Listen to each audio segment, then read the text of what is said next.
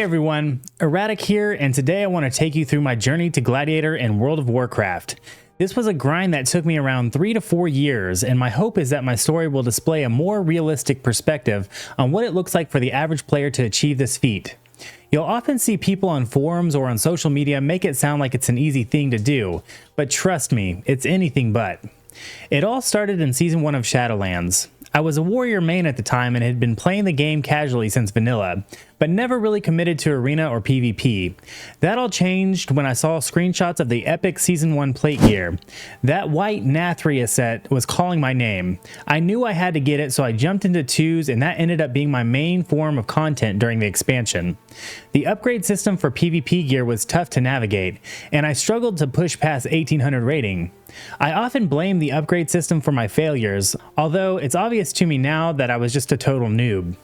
Eventually, I met Nannerpuss, my longest standing arena partner ever since, and we started queuing Warrior Resto Druid together. We played so much during Shadowlands that I even went to his wedding, and since then we've even vacationed together.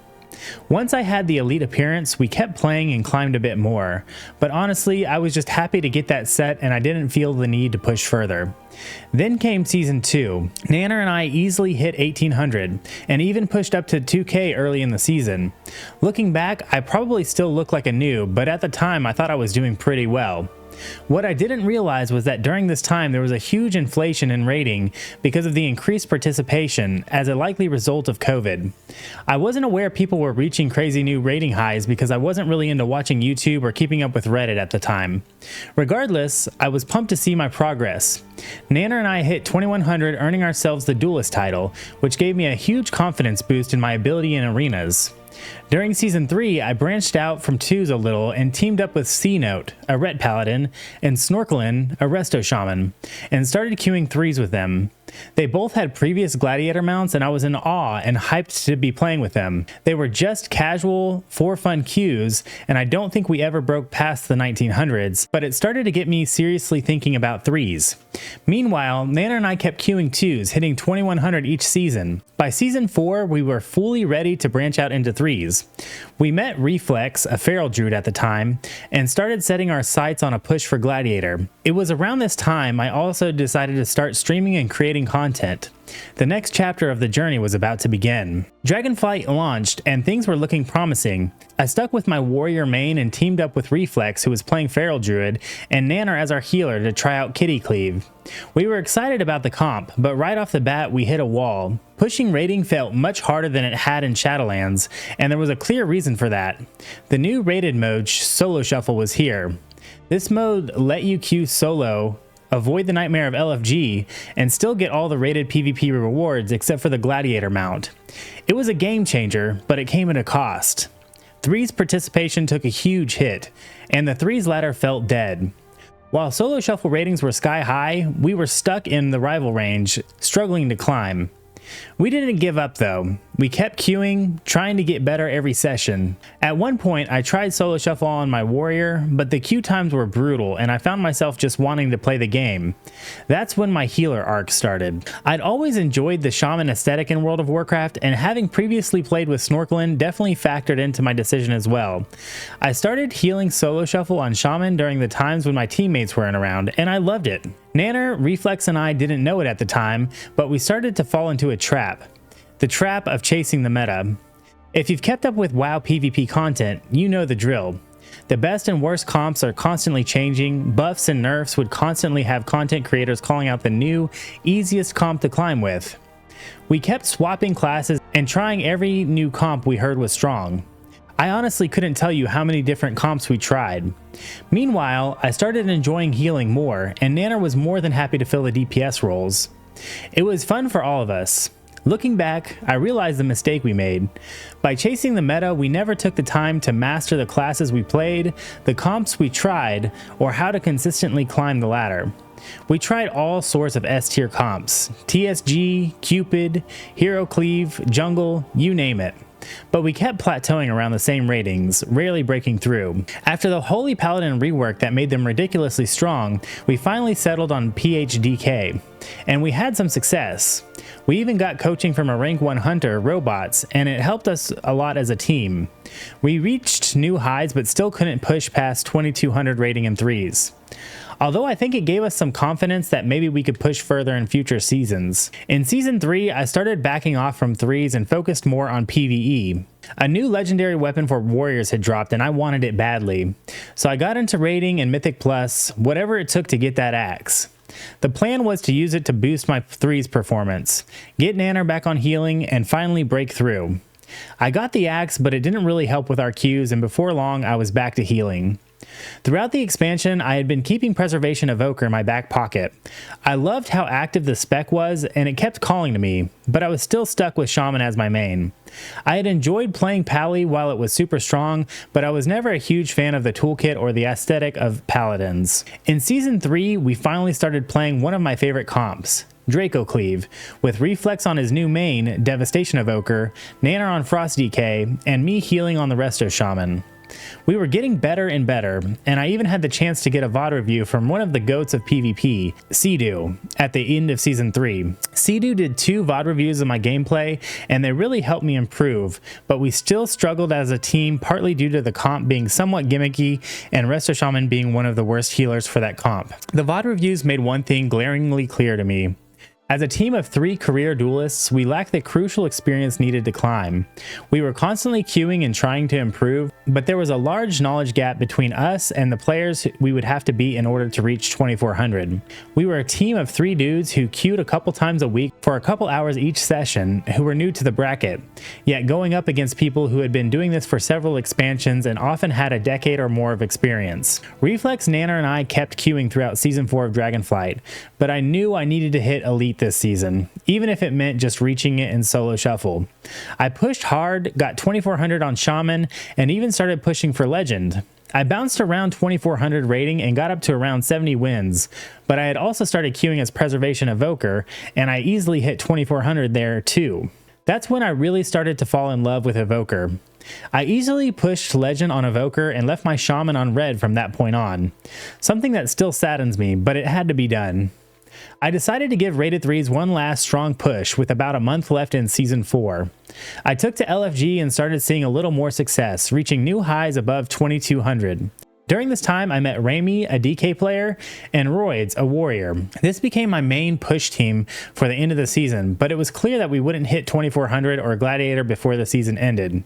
Around this time, Tickle, a Resto Shaman main who had switched to Evoker and got Gladiator, told me I should reach out to Sabled for some coaching.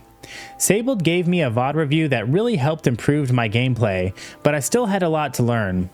I kept queuing, branching out in LFG, and playing with people I met on Twitter, but ultimately, we ended the season with a high rating of around 2300. As the next expansion, The War Within, launched, Rami, Roids, and I thought we could make a serious push. I was dedicated to playing Preservation, and Rami and Roids were dedicated to their main classes as well.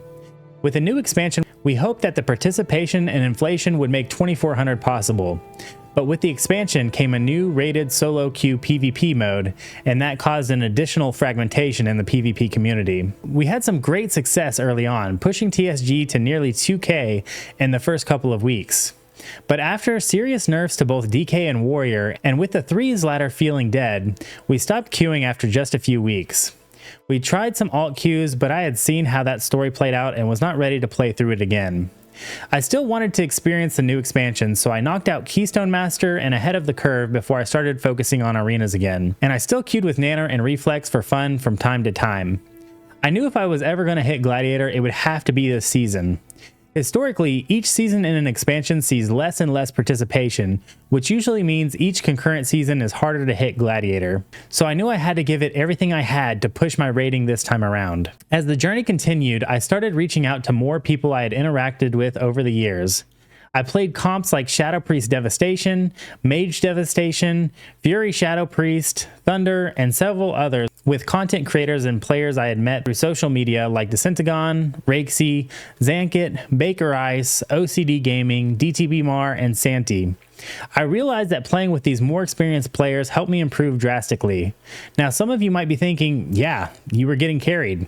And sure, there's definitely some truth to that, but seeing how the game was played at higher levels helped me understand what I could be doing better too. Both Sleepiihead and Sabled did additional VOD reviews over my gameplay, which helped a ton, and I was starting to feel more confident. Gladiator was finally starting to feel like it might be within reach this season, and I bounced around with a few teams, and finally settled into Shadow Priest Warrior with Rakesy and Santi. We did well and peaked at 2388, which was my highest rating ever. Eventually we hit a slump, and it became obvious that Priest Warrior wasn't the best comp with a Preservation Evoker, even though it was a decent comp. With only a few weeks left, I started looking for an easier comp for my Evoker. I had a week where I wouldn't be able to play WoW and knew the season end was approaching, so I hit the ground running when I got back. I queued with friends I'd met during the season and even had some players reach out to help me. We hit our first 2400 with Zankit and Zymaz and went on to get Gladiator wins with different comps, including Thunder, Ellie Rogue, Shadow Priest Warrior, and finishing up the wins with Ret Warrior with Ren and Leveladin. Some awesome Preservation Evokers like Wubby and Wolf stopped by my stream and gave me some critical tips, and I got to have some fun, chill sessions with people. But I also saw the bad side of high-level queues. There were some pretty toxic moments that got me down, which I had to work through, even though I think the people involved were generally well-meaning and just bad at communicating. Again, some will say I was carried, and I'll accept that, but this was still a journey of improvement that took several years. I had to get to a point where people were willing to help and we could still win together. After getting my initial Gladiator mount, I wanted to help Santi with getting his title as well. I had finished my first Gladiator wins with Leveladin, who I met through Santi, and he was down to send games, so I got another full Gladiator done on my Alt Evoker, and during this push I bounced between 2200 and 2700 MMR. After all these games, I can tell you that there's very little difference between people stuck around 2300 and those getting Gladiator wins. Threes queuing is just as much about networking as it is being good at your class and having a good comp. People like to act like 2400 is gatekept, and while there are boosters, what it really comes down to is that there are just players chilling and queuing with their friends around that rating, just like you or I might chill queue at lower brackets. After being asked about this and thinking about it a bit, my biggest takeaways from this journey are this.